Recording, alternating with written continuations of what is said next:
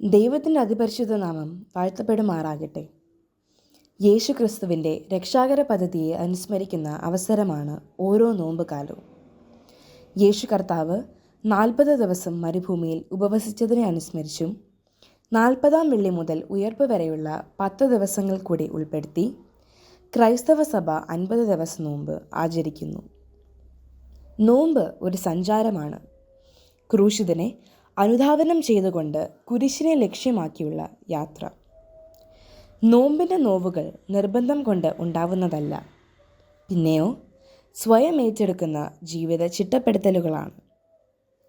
രുചിയെന്ന് നാം കരുതുന്ന പലതും വെടിഞ്ഞ് ആത്മപോഷണത്തിന് ഉതകുന്ന രുചികളിലേക്ക് ശ്രദ്ധ തിരിക്കുവാൻ നമുക്ക് കഴിയണം. വചനം ഒരു കണ്ണാടിയാണ്.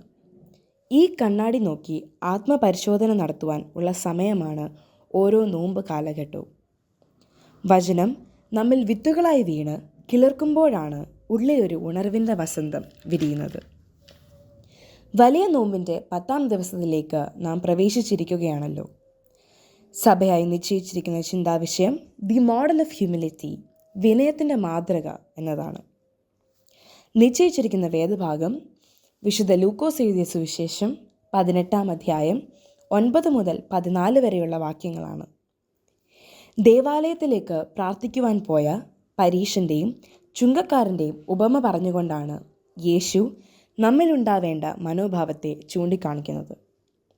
മഹാത്മാഗാന്ധി പ്രാർത്ഥനയെക്കുറിച്ച് പറയുന്നത് ഇപ്രകാരമാണ്: പ്രാർത്ഥനയിൽ ഹൃദയം പതിയാത്ത വാക്കുകളേക്കാൾ ഉത്തമം വാക്കുകളില്ലാത്ത ഹൃദയമാണ്. ഈ വേദഭാഗത്തിൽ സ്വയം ഉയർത്തുന്ന പരീശനെയും സ്വയം താഴ്ത്തുന്ന ചുങ്കക്കാരനെയും കാണാവുന്നതാണ്. സ്വർഗം കേട്ട പ്രാർത്ഥന പാപിയെന്ന ലോകം മുദ്രയിട്ട ചുങ്കക്കാരൻ്റെ അനുതാപവും താഴ്മയും വിനയമുള്ള നിലവിളിയാണ്. യെശയ്യാ 57:15 പറയുന്നു: താഴ്മയുള്ളവരുടെ മനസ്സിനും മനസ്താപമുള്ളവരുടെ ഹൃദയത്തിനും ചൈതന്യം വരുത്തുവാൻ മനസ്താപവും മനോവിനയമുള്ളവരോട് കൂടെയും ദൈവം വസിക്കുന്നു. എന്നാൽ പരീശൻ താൻ ഇതുവരെ ചെയ്ത നിരവധി കാര്യങ്ങൾ അക്കമിട്ട് നിരത്തിക്കൊണ്ട് സ്വയനീതീകരണത്തിനും ആത്മപ്രശംസയുടെയും പ്രാർത്ഥനയാണ് അവൻ ചെയ്തത്. യാക്കോബ് 4:3 പറയുന്നു: നിങ്ങൾ യാചിക്കുന്നുവെങ്കിലും നിങ്ങളുടെ ഭോഗങ്ങളിൽ ചെലവിടേണ്ടതിന് വല്ലാണ്ട് യാചിക്ക കൊണ്ട് ഒന്നും ലഭിക്കുന്നില്ല.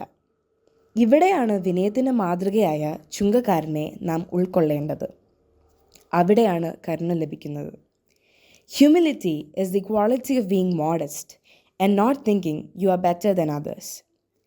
നോമ്പ് കാലയളവിൽ ദൈവം ആഗ്രഹിക്കുന്ന പ്രാർത്ഥന മനഃപൂർവ്വമായി ഹൃദയങ്ങളെ ദൈവം മുൻപാകെ സമർപ്പിച്ച് പാപങ്ങളെ ഏറ്റുപറയുന്ന കുറിയലൈസോൻ എന്നർത്ഥമായി പറയേണ്ടതാണ്.